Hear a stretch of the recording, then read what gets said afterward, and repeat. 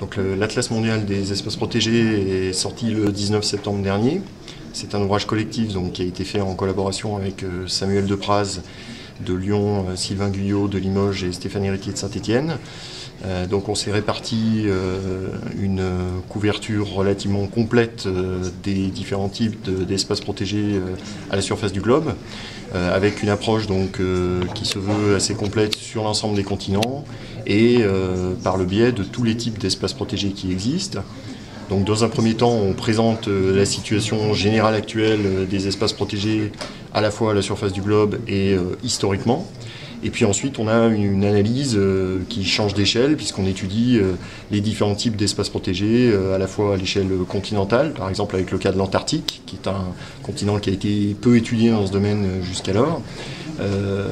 à l'échelle nationale avec différents États qui sont étudiés pour leur réseau d'espaces protégés comme la Nouvelle-Zélande par exemple.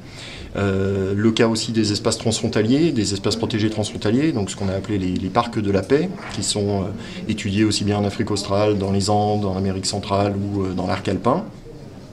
Et puis un certain nombre d'analyses qui sont faites encore à plus grande échelle pour le géographe, avec l'exemple par exemple des parcs urbains, le cas du parc Sanjay Gandhi à Bombay en Inde et le cas du parc de Tijuca à Rio de Janeiro au Brésil. On a également abordé le cas des aires marines protégées qui sont en développement important depuis les années 70 et qui là aussi ont fait l'objet d'assez peu de publications.